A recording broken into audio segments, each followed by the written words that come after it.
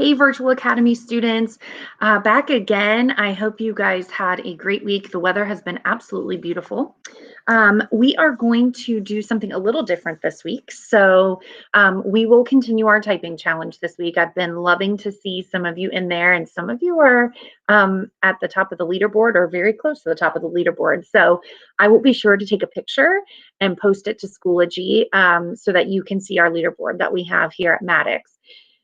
So we're going to honor it's Hispanic Heritage Month from September 15th to October 15th. So it's also part of the Global Read Aloud. And I get really excited about the Global Read Aloud because it expands our thinking on different authors and illustrators and cultures. And it's really fun to learn about them and explore. So we are going to be reading about illustrator and author Juana Martinez Neal. So I'm going to share my screen just so that you can see her picture and get to see. Oh, okay. So let's see. Hopefully you can see this. Yep. Okay. So hopefully you can see her pictures. This is Juana Martinez Neal. She was born in Peru. Her father and grandfather were both painters, so she's been around art for quite a long time. She is a very interesting person.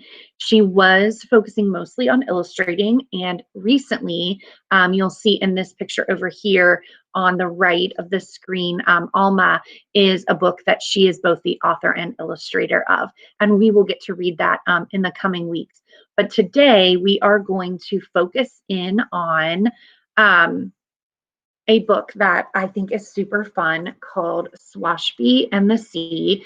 It was written by Beth Ferry, and of course, Juana Martinez Neal is the illustrator of this one. I want to draw your attention to a detail on the cover. So I'm hoping that you can see here on the base, and it says El Recluso. So I want you to think about what that might mean. As 5th and 6th graders, you're probably learning about new vocabulary and like deepening your vocabulary a little bit in English language arts class. This is a Spanish word, El Recluso. So I want you to be thinking about Swashby, the character, and what that word might mean. So this is Swashby by the sea. And I hope that when this recording gets done, it is clear, the pictures are clear. Captain Swashby loved the sea. The sea and he had been friends for a long, long time. She knew him in and out, up and down, and better than anyone. So when Swashby retired, it was to a small house on a small beach, as close to the sea as he could be. Whenever he needed something, the sea provided exactly the right thing at exactly the right time. Life was just the way Swashby liked it, salty and sandy and serene until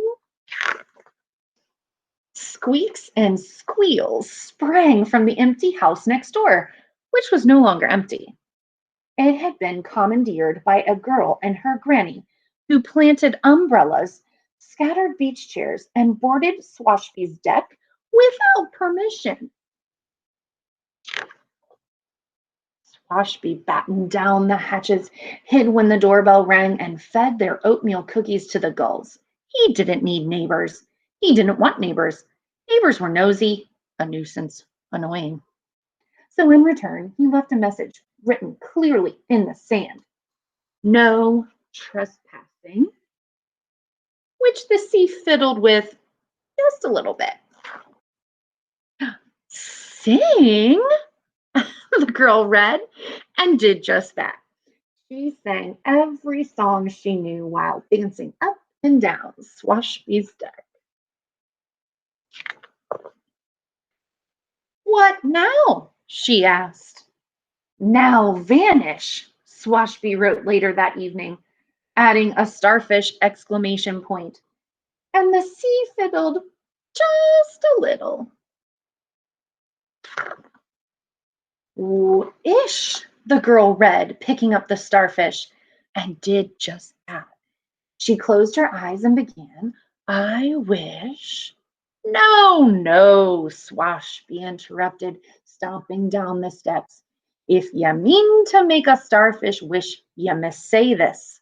Starfish back to waves so blue, the sea will see a wish come true. How lovely, Granny said. We wish you'd come for a cup of tea, Mr. Swashby. But Swashby wished to be left alone, so he grumbled and mumbled and hurried inside. He didn't need tea. He didn't want tea. Tea was civilized, friendly, neighborly. What he needed was a new message. Please go away, he wrote firmly in the sand. And once again, the sea fiddled just a little. Play, the girl sounded out, and did just that. With Swashby's shells and stones, with his buckets and shovels, but her towers kept falling. Barnacle bottoms, Swashby muttered, marching out. You're doing it all wrong. You must not use the sun-baked sand. It's the sea sand does the trick. And he showed her how to dig for the wet sand below. Think, but Swashby was gone. Before long, amazing sculptures decorated the beach. It's the clam shells you should be using, Swashby called from inside. Come play, Mr. Swashby, the girl called back. Swashbys don't play, he answered, banging the shutters. So she decided to meddle more than just a little. She inched her way up the sand. Did I skip a page? No. She inched her way up the sand and tickled the girl's toes. She nibbled on the sculptures and slurped away the bucket. The girl tried to grab it, but look at me, the girl cried. Look at her, Granny gasped. Oh dear, look at her. Granny hurried to the water's edge, but Swashby was already there. What are you up to, you great salty imp? He asked, scooping the girl in the bucket. With a great big wave, the sea delivered the pair back to shore. And there was no stopping the laughing and thanking and hugging that was Swashby's reward. I see what you did, he whispered to the sea as he was whisked away to celebrate.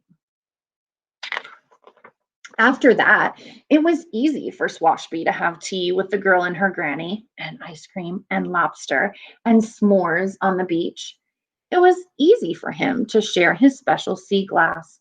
It was even easy for him to see that neighbors could be fun and friends and family. And when he had a moment to himself, Swashby carved a heartfelt message for the sea. Thank ye, friend, which the sea fiddled with just a bit to make the end. So hopefully you were thinking about what El Recluso might mean. Swashby changes quite a bit in this story.